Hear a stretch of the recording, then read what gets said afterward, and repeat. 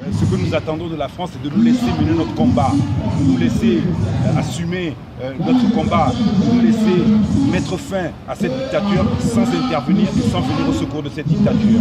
Ce que vous voulez dire, c'est que le gouvernement français soutient le régime de Faure Gnassingbé. Ce que je veux dire, que c'est ce régime est né des anciens combattants de l'armée française et que l'armée togolaise est entièrement équipée, formée par l'armée française.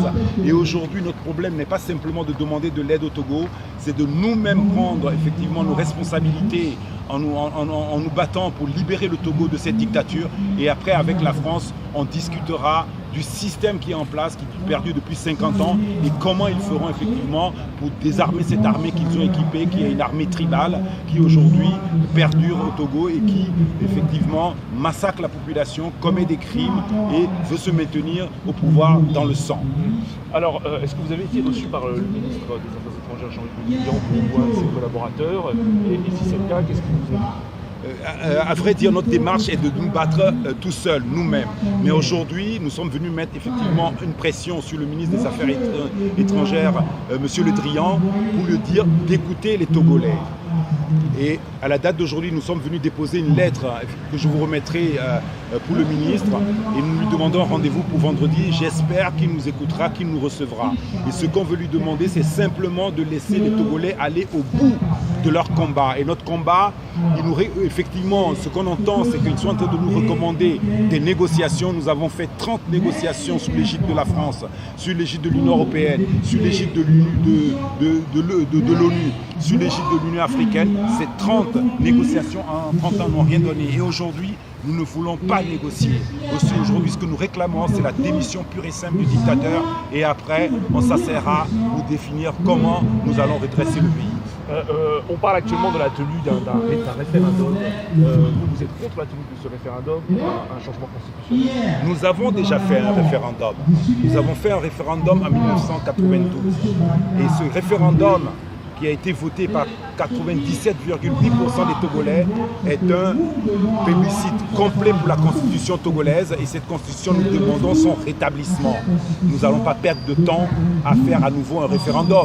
D'autant plus que celui qui réclame le référendum, c'est lui qui a modifié, qui a violé la constitution togolaise en la modifiant, en la tripatouillant, en commettant un coup d'État militaire, institutionnel, et puis en même temps en s'imposant dans les forces et en truquant toutes les élections au Togo. Aujourd'hui, s'il demande l'organisation d'un référendum, c'est une fuite en avant. Pourquoi il veut un référendum? Il contrôle les cartes d'électeurs, il contrôle les bureaux de vote, il contrôle les préfets, il contrôle l'organe qui organise les élections au Togo, qui est la CENI. Il contrôle le Conseil constitutionnel. Comme toutes les élections qui sont organisées au Togo, il les contrôle et il programme à leur bon gré les résultats qui les intéressent. Comment voulez-vous qu'on leur fasse confiance pour ce référendum? Et ce que nous réclamons pour l'instant, c'est qu'il n'a qu'à purement et simplement démissionner. Merci beaucoup. Je vais reprendre votre nom exact. Karl Gaba. Je suis togolais, je suis parti d'une association qui s'appelle Synergie Togo et je gère moi-même un site d'information sur le Togo qui est un site engagé qui s'appelle letogolais.com. Vous êtes en France depuis combien de temps? Par rapport à cette question de la D'où est-ce qu'on vient? D'où est-ce qu'on vient? Monsieur Trimois, tout à l'heure, veut nous faire avaler des couleuvres.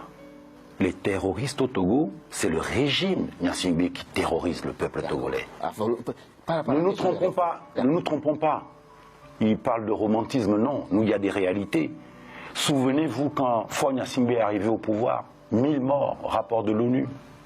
Souvenez-vous de l'assassinat de Agbobli Achiche, votre confrère. Souvenez-vous, pas plus tard qu'au mois de décembre, un jeune mécanicien togolais de 11 ans a été fusillé à bout portant. Oui, les terroristes, c'est vous. C'est vous qui nous terrorisez. C'est vous qui chassez les Togolais de chez eux. C'est vous qui les tuez. C'est vous qui les emprisonnez.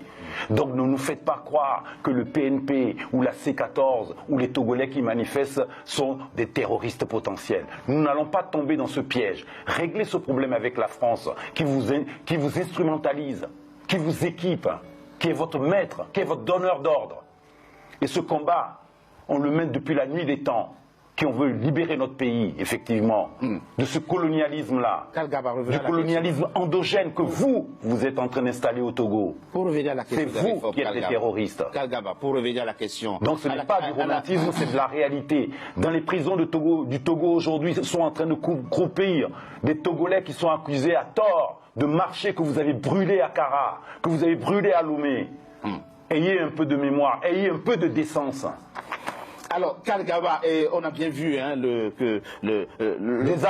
griefs que vous avez contre... Des dialogues, des accords politiques, nous en avons fait avec vous. Les 22 engagements, l'APG, la feuille de route de la CEDEAO. Peut-être qu'il pourrait vous répondre, vous avez...